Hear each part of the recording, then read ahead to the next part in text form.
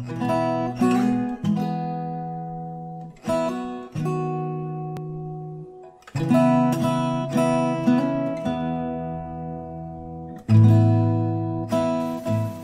Puji Tuhan, kita berkumpul lagi di Auburn, di Garam East.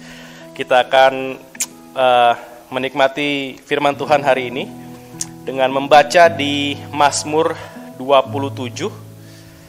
Mazmur 27 ayat 1 sampai 6. Ya, Mazmur 27 ayat 1 sampai 6. Judulnya adalah Aman dalam Perlindungan Allah. Mazmur 27 ayat 1 sampai yang ke-6.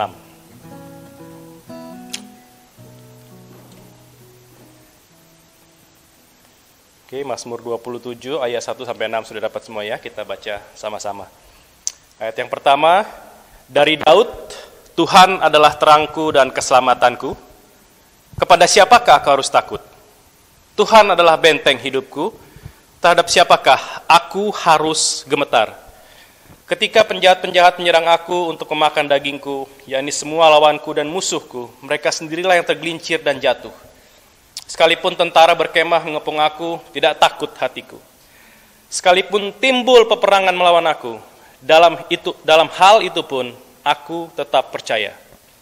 Satu hal yang telah kuminta kepada Tuhan, itulah yang kuingini. Diam di rumah Tuhan seumur hidupku, menyaksikan kemurahan Tuhan dan menikmati bait-Nya. Sebab Ia melindungi aku dalam pondok-Nya pada waktu bahaya. Ia menyembunyikan aku dalam persembunyian di kemah-Nya. Ia mengangkat aku ke atas gunung batu. Maka sekarang tegaklah kepalaku, mengatasi musuhku sekeliling aku. Dalam kemah-Nya aku mempersembahkan korban dengan sorak-sorai. Aku mau bernyanyi dan bermazmur bagi Tuhan. Ya, di Indonesia kalau kita pergi ke ada orang kondangan, ada orang buat acara di rumahnya, kadang-kadang kita dikasih bungkusan untuk makan ya, di box-box itu kan. Lalu ada tertulis dua kata yang sangat menarik di sana. Saudara tahu apa katanya? Selamat menikmati. Ya. Jadi hari ini kita akan membahas bagaimana kita menikmati proses ya dan mensyukuri hasil. Ya, dari ayat-ayat ini kita akan bagi menjadi beberapa bagian, dan saya mau kata menikmati itu menjadi kata yang penting di saat-saat ini. Ya, 2 tahun terakhir after pandemi, setiap pagi saya bangun baru saya bisa menikmati bagaimana kita bisa bersyukur masih punya pekerjaan.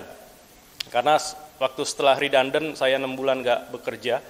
Di situ ngelihat orang pagi-pagi pergi kerja, mereka keluarin mobil, itu suatu hal yang sangat ngiri ya, mereka masih punya pekerjaan. Sementara saya nggak punya pekerjaan, harus cari pekerjaan.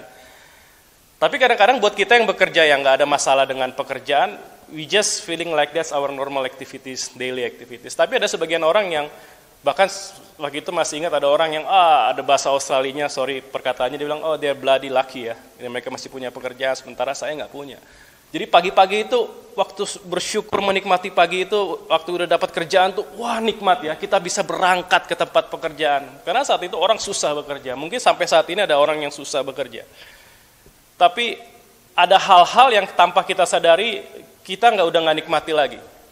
Karena itu udah menjadi suatu rutinitas, jadi kita lupa gitu bahwa ada satu hal yang Tuhan berikan dalam kehidupan kita, yang kita udah nggak nikmati lagi. Akhirnya kita udah lupa.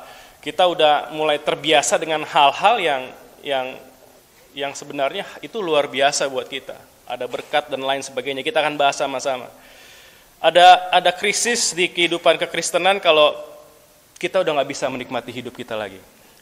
Siapa di sini yang menikmati hidupnya? Siapa di sini yang mau menikmati Tuhan? Karena begini, waktu kita menikmati Tuhan, kita menikmati hidup. Orang berpikir gini, orang mau menikmati hidup biar mereka bisa menikmati Tuhan. Jadi mereka berpikir once they are fine, they can enjoy the Lord. Tapi di sini dari apa yang Mazmur 27 ini bilang, ternyata you have to enjoy the Lord first, baru kita bisa menikmati Tuhan. Karena hal-hal ke depan ini, apa yang terjadi ke depan nggak akan diprediksi, katanya nggak akan lebih baik.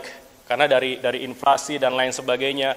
Bahkan ada beberapa ahli sampai di Indonesia juga dibahas, sampai Bapak Presiden bilang juga bahwa Ke depan ini semua gelap, mereka nggak bisa lihat. Bahkan 60 negara bisa resesi katanya. Bisa bangkrut. Udah mulai dengan beberapa negara ya saat ini ya. Bahkan negara-negara besar dibilang, dia sebutkan negara-negara yang superpower. Itu akan anjlok katanya. Kehidupan akan penuh dengan krisis. Tapi lihat apa yang Daud katakan. Ayat 1, ayat 2, ayat 3. Dia bilang di sana bahwa Tuhan adalah terangku dan keselamatanku, diawali dengan itu. Dia tahu siapa Tuhannya. Lalu ayat 2 di sana dibilang ada penjahat akan menyerangnya, akan memakan dagingnya, lawan dan musuhnya ada. Lalu dibilang tentara berkemah mengepung aku, tapi tidak takut hatiku. Nah, kata menikmati itu dari kata dasar menikmati, kata dasar nikmat ya. Di sana kita bisa belajar bahwa nikmat itu sesuatu yang enak. Satu yang berhubungan dan kata kepuasan. Merasai, mengecap hal yang menyenangkan dan memuaskan.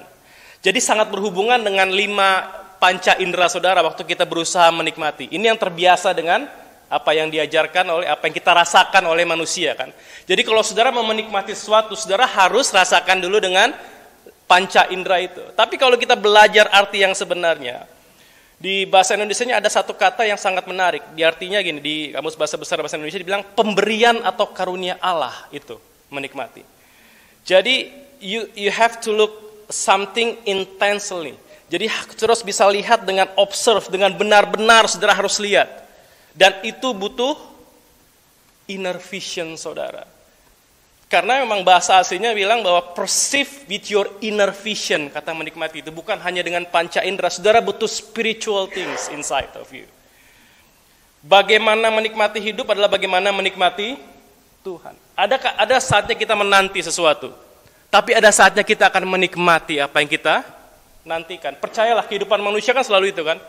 Mereka menanti dan akhirnya menikmati. Kita menanti lagi sesuatu yang lain dan kita akhirnya menikmati. Tapi kadang-kadang kita menanti, tapi kita nggak pernah menikmati dengan baik. Hanya orang yang berusaha mengenal Tuhan dan mengalami Tuhan akan mengerti kalimat ini. Kalimat-kalimat yang ada di Mazmur 27 tadi. Bahkan di ayat yang ayat yang ketiga adalah kuncinya di sana. Ayat yang keempat. Tapi saya mau lihat saudara sama-sama dengan Mazmur 73 juga ya. Ini yang Daud katakan juga. Lihat apa yang dia katakan. Saking intimnya dia, saking dia taunya siapa Allahnya, dia bilang seperti ini. Mazmur 73. Siapa gerangan ada padaku di sorga selain engkau? Selain engkau tidak ada yang kuingini di bumi. Sekalipun dagingku dan hatiku habis lenyap, gunung batuku dan bagianku tetaplah Allah selama-lamanya. Ada masalah di sana, tapi dia tahu bahwa sekalipun dagingku dan hatiku habis lenyap, dia bilang, gunung batuku bagianku adalah Allah. Jadi dia tahu Allah itu terlebih penting dari segalanya, baru dia bisa menikmati yang lain. Even dalam keadaan krisis pun. Saya berapa kali bilang di city service buat anak-anak, kalau you have to enjoy what you are doing now di Melbourne. Karena banyak orang pengen ke Melbourne kan. Pengen hidup di salah satu kota yang indah ini. Termasuk one of the most livable city in the world. Tapi kita yang tinggal di sini, kadang-kadang kita masih berpikir, kok kita di sini ya? Kok kita berhadapan dengan segala macam apa yang ada di sini ya? Kita udah gak menikmati lagi, ada berjuta-juta orang yang pengen hidup di sini. Ada orang yang pengen hidup di sini, tapi mereka gak bisa. Dan kita yang ada di sini, kita gak menikmatinya, kita berpikir di tempat yang lain. Masalahnya ada dua. Either kita tidak peduli apa yang sudah disediakan Tuhan, atau yang lainnya kita nggak tahu apa yang Tuhan sediakan. Jadi kira kita nggak menikmati semuanya. Efesus bilang, Efesus 1 ayat 3, terpujilah Allah Bapa kita Tuhan Yesus Kristus yang dalam Kristus telah mengaruniakan kepada kita apa? Segala berkat. Sayang sekali kalau sudah banyak Tuhan sediakan buat kita, tapi kita nggak mengetahui, bahkan kita nggak peduli. Kita masih cari hal yang lain, kita masih fokus ke hal yang lain. Masalahnya tadi, tidak peduli, itu ignorance. Kita udah mulai ignorance. Waktu kita melakukan rutinitas kerja kita, ada satu yang saudara harus perhatikan. Waktu kita melakukan sesuatu yang rutinitas, kadang-kadang kita gampang mengalami ketidakpedulian. Karena saudara nggak perhatikan lagi hal-hal lain. Saudara perhatikan ya apa yang kita kerjakan setiap hari aja. Kita bangun, kita kerja, kita pulang, kita main sama anak, nanti weekend kita gardening dan lain sebagainya. Itu kita lakukan setiap hari. Akhirnya kayak seperti autopilot hidupnya. Tapi ada hal-hal lain, akhirnya kita terbiasa melihat apa yang ada di dunia ini menjadi suatu hal, itu normal. Even dosa pun, kalau kita nggak benar-benar perhatikan baik-baik, kita udah terbiasa. Terbiasa dengan kehidupan dosa di sekitar kita. Bahkan kita anggap itu normal. Waktu kita nonton TV, bayangin, nonton TV nih. Lagi nonton TV, tiba-tiba ada pembunuhan, ada darah berdarah, ada suatu hal, misalnya di sana ada kejahatan kriminal, ada orang menghabisi nyawa orang lain, atau ada pemerkosaan atau lainnya. Kita biasa nonton, kita wah seru ya. Tapi ada hal-hal yang orang menghabisi nyawa orang lain, orang backstabbing orang lain, orang yang seharusnya itu bukan makanan kita. Tapi karena saking serunya film kita terbawa, oh iya ya. Lama-lama kita melihat pembunuhan biasa. Kita melihat kata-kata kotor biasa. Kita melihat orang swearing biasa, kan? Coba dulu di Indonesia. Kata swearing kan pasti datang ke sini, dia ngomong apa ya, jorok ya. Kok dia ngomong seperti itu? Tapi sekarang sini ada satu hal yang ignorance kita udah benar-benar tertrigger gitu. It's okay. Ini kan budaya di sini. Dan akhirnya kita nggak lagi memperhatikan hal-hal itu, padahal itu berbahaya.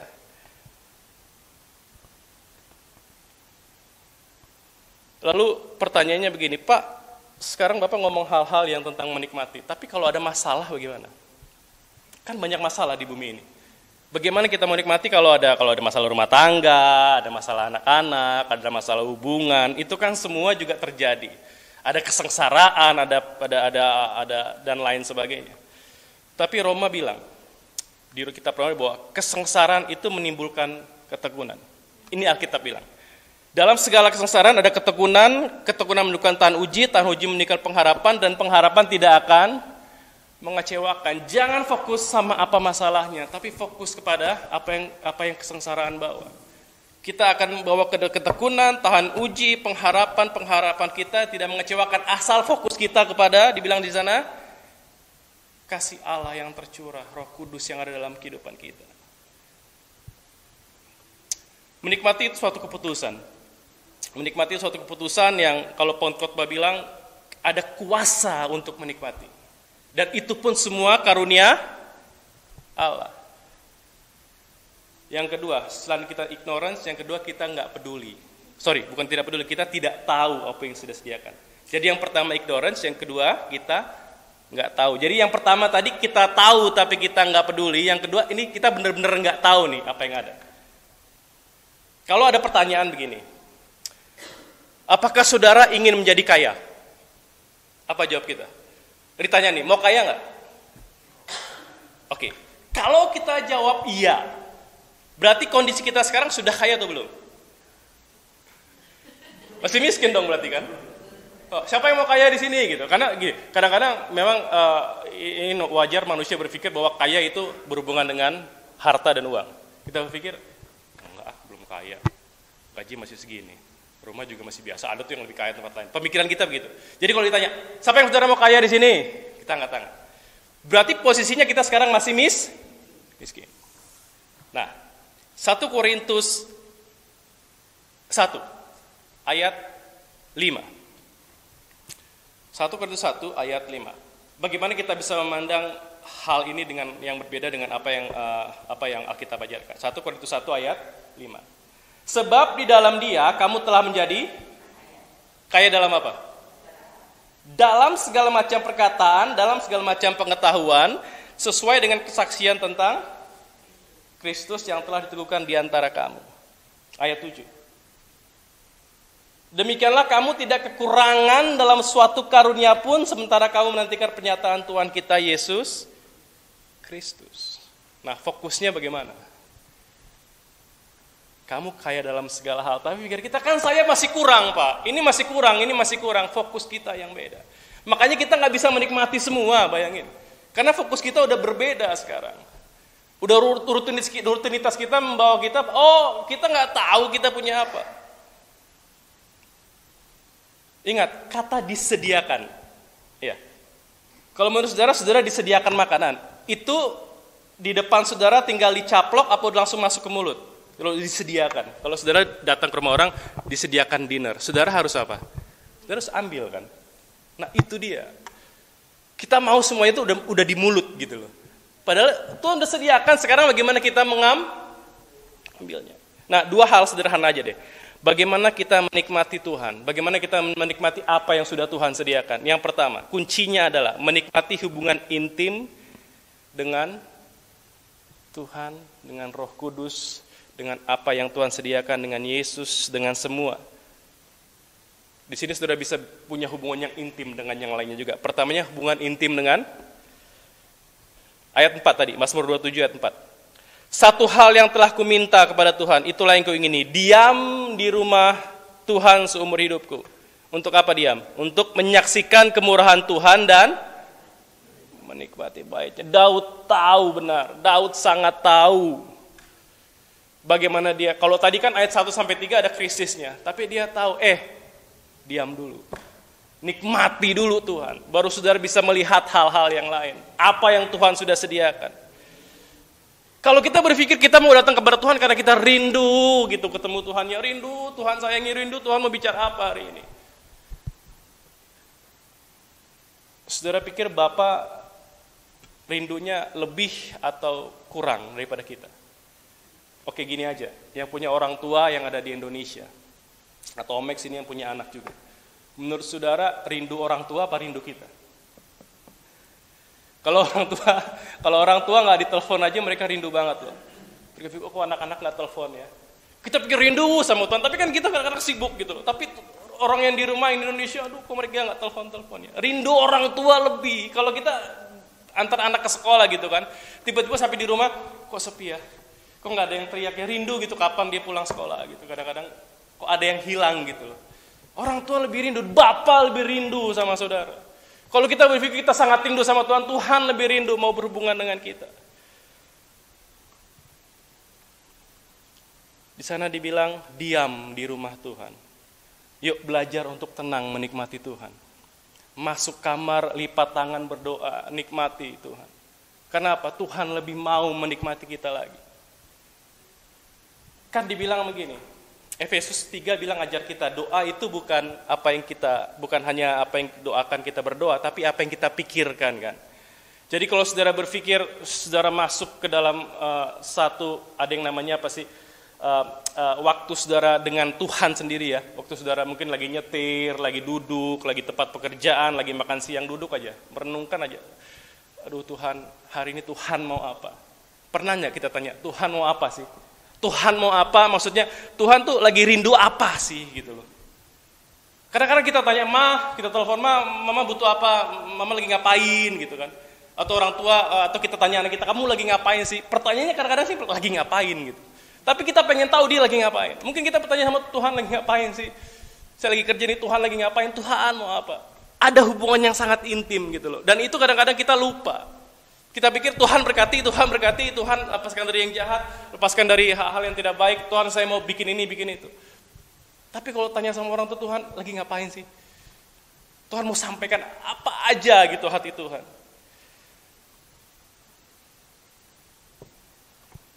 Tapi jika engkau berdoa, masuklah ke dalam kamarmu. Fokus bilang, kenapa harus masuk ke kamar? Karena itu ada hubungan yang sangat intim. Di kamar ada hubungan yang sangat intim di sana.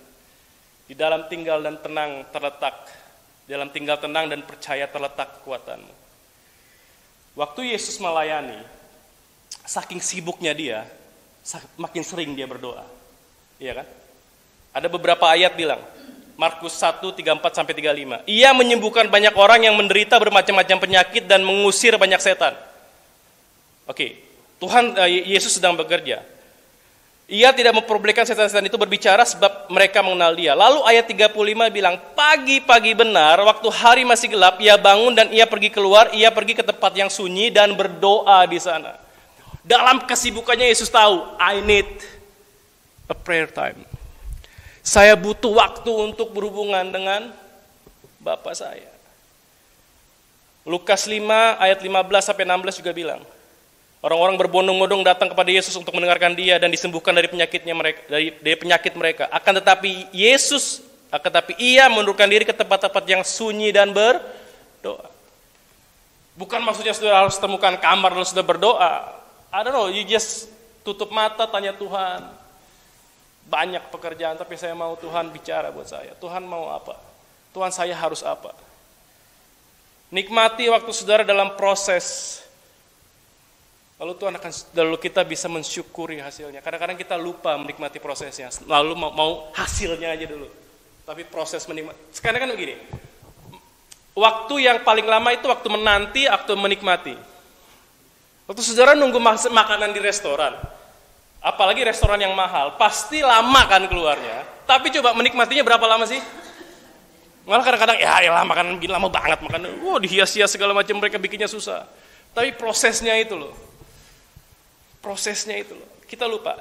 Mintalah maka akan diberikan kepadamu. Carilah maka akan mendapat. Ketoklah maka pintu akan dibuka bagimu. Kita mau, Tuhan saya mau dapat ini. Tuhan saya mau Tuhan buka pintu ini. Tuhan saya mau cari ini. Saya mau minta, Tuhan kasih. Tapi kata mintalah, carilah, ketoklah. Mintalah, carilah, ketoklah. Ada proses di sana. Nikmati proses itu. Orang bilang gini, kehidupan kekristenan atau kehidupan manusia biasalah seperti roda kan. Kadang-kadang di atas, terus ke bawah. Dari bawah, ke atas. Kalau saudara sudah di atas, berarti saudara harus siap untuk ke. Lalu yang di bawah, berarti sebentar lagi akan ke atas. Kasian banget ya. Tapi kalau kita baca firman Tuhan, saudara hidupnya nggak ada. Berarti kalau lagi muncul, bentar lagi saya sial dong. Prosesnya yang kita anggap sial. Ada yang hal berat. Mungkin saat ini kita lagi naik turun mungkin dengan segala macam apa yang terjadi. Tapi perhatikan, hidup di dalam Tuhan. You're going up. Tapi karena kita pikir prosesnya susah, kita pikir lagi jatuh nih, lagi ada masalah nih, naik lagi nih. No. Dalam Tuhan semua kita bisa naik terus. Asal kita nikmati semua prosesnya dan syukuri hasilnya. Yang kedua, jadi yang pertama tadi adalah menikmati bait Tuhan. Yang kedua, ini. Ada yang menarik waktu Daud ngomong seperti ini. Saudara bisa baca di ayat yang ke-5 dan ke-6. Sebab ia melindungi aku dalam pondoknya pada waktu bahaya, ia menyembunyikan aku dalam persembunyian di kemahnya, ia mengangkat aku ke atas gunung batu. Maka sekarang tegaklah kepalaku mengatasi musuh sekelilingku. Dalam kemahnya aku mau mempersembahkan korban dengan apa? Sorak-sorai. Dan aku mau menyanyi dan bermazmur bagi Tuhan. Di dalam kerajaan Allah ada hal yang penting harus kita pikirkan. Kerajaan Allah digambarkan seperti ini. Kalau saudara baca di Roma 4 ayat 17. Sebab kerajaan Allah bukanlah soal apa? Makanan dan minuman, tetapi soal kebenaran, damai sejahtera dan sukacita. Kunci untuk menikmati Allah harus ada damai sejahtera dan sukacita itu loh, ada sorak-sorai itu loh. Damai sejahtera nggak bisa dicari, damai sejahtera sudah ada di dalam kita. Sifatnya dia apa? Dia menguasai kita dan memerintah kita. Iya nggak? Damai sejahtera memerintah hatimu. Nah itu yang benar-benar kita harus pikirkan. Kita nggak bisa cari damai sejahtera di luar, tapi damai sejahtera memerintah dari dalam. Nah disitulah kita bisa menikmati sesuatu sama apa yang Raja Daud bilang. Nah, kata yang kedua sukacita, ini yang dibilang joy. The joy of the Lord is your strength. Ini yang dibutuhkan saat-saat ini, nggak ada hal yang lain. Kalau ada yang kita mau cari saat-saat ini, the joy of the Lord. This is the day that the Lord has made. Let us rejoice. Orang benar hidupnya harus bersukacita. Orang beribadah harus dengan sukacita. Bahkan memberi pun harus dengan. Apalagi coba yang tanpa sukacita. Waktu saudara menikmati sesuatu, waktu saudara sukacita apa enggak beda kan rasanya? Waktu saudara makan sesuatu, kalau saudara lagi enggak enak hatinya, sama lagi senang, beda kan rasanya? Saudara masuk ke rumah saudara, lagi perasaan lagi enggak enak banget gitu, lagi capek, beda kalau saudara masuk dengan sukacita mau ketemu orang-orang yang kita sayangi. Waktu kita pulang ke Indonesia beda waktu kita pulang dengan rasa sakit gigi atau kita pulang dengan sukacita nggak ada sakit apa-apa. Tapi karena apa? Karena ada rasa sukacita dulu dong. Kita pulang ke rumah orang memberikan kita sukacita. Tapi kita lupa kita pulang ke rumah kan juga orang mau ngeliat kita sukacita kan. Coba kalau kita pulang ke rumah kita dengan muka yang gak enak gitu, orang di rumah, ya udah seharian gak ketemu mukanya begini lagi. Tapi kalau sukacita itu gimana ya? At least orang yang di luar juga terpengaruh gitu dengan sukacita. Amsal bilang, Amsal 15 ayat 13 dan 15 juga dibilang, hati yang gembira membuat muka berseri-seri, tapi kepedihan hati mematahkan semangat kita. Hati yang gembira obat yang manjur, tapi semangat yang patah mengeringkan tulang. Jangan izinkan keadaan di sekitar kita akhirnya membuat kita gak bisa menikmati apa yang Tuhan berikan. Kadang-kadang begini, yang gak fair sama Tuhan tuh siapa sebenarnya? Waktu saudara ke restoran, yang saudara pesan gini, makanan yang mahal atau yang murah atau yang enak. Apa yang kita pikirkan pertama waktu kita datang? At least di pikiran kita enak dulu nih. Kalau mahal, ya udahlah mahal lah ya, tapi enak. Tapi kalau murah lebih seneng lagi kan? Udah enak murah gitu. Waduh, udah enak banget. Banyak lagi. Murah meriah sampai muntah. Nah, kadang-kadang ini kita suka hal-hal yang baik, hal-hal yang manis, hal-hal yang enak didengar dan lain sebagainya. Kita mau waktu kita masak tuh yang enak gitu. Orang itu wah enak banget ya masakannya. Tapi waktu sama Tuhan, kita bilang, Tuhan nikmati saya dong. Waktu Tuhan mau menikmati saudara. Tetapi dalam kita masih ada, kita gak suka sama hidup kita. Kita pahit sama orang lain, kita pahit sama hidup kita. Kita masih masih waktu mengampuni itu enggak 100% gitu loh. Masih ada yang kira-kira masih ada racun-racun yang pahit dalam hidup kita. Segala macam kepahitan lah, segala macam yang masih enggak suka sama orang, masih enggak suka dengan apa yang Tuhan berikan. Lalu kita datang, Tuhan ini saya, ini ku persembahkan hidupku. Menurut saudara, waktu Tuhan nikmati saudara dia bilang apa? Ya udahlah ya. Enggak kan, dia bilang kamu mau enak semua, mau Tuhan berkati kita, tapi waktu Tuhan memberikan sesuatu, kita memberikan sesuatu, waktu Tuhan mau kita suruh nikmati kita yang nggak fair. Makanya orang kalau ada 1 Tesalonika 5 bilang bersukacitalah senantiasa, mengucap syukurlah dalam segala hal. Kita berpikir ini untuk kita, tapi kadang pikirkan dong untuk Tuhan. Itu aja kok. Kita mau bersukacita biar Tuhan nikmati kita benar-benar gitu. Tuhan menikmati hidup kita. Bukan hanya kalau kehidupan ini kita berpikir sama kita, bersukacita susah. Kalau semua hidup kita mengucap syukur susah. Tapi apa? Ini untuk Tuhan. Kan kita persembahan hidup kita. Kita juga nggak minta dilahirkan anyway ke dunia ini. Lalu kita kalau berpikir kita bagaimana? Tuhan yang suruh kita hadir di dunia ini. Ayat terakhir, Mazmur 16 ayat 11.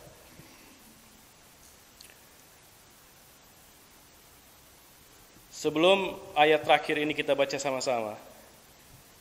Kalau saudara makan nasi, ada firman bilang kecaplah dan lihatlah betapa baiknya Tuhan. Kalau saudara makan nasi, saudara kunyah berapa kali sih? 2 kali Om X terus telan ya. Kalau menurut kedokteran berapa kali mengunyah? 32. Waktu saudara mengunyah 32 apa yang keluar? Apa yang saudara rasain? Pernah nggak? Nggak pernah ya? Coba kunanya sih selama 32 kali.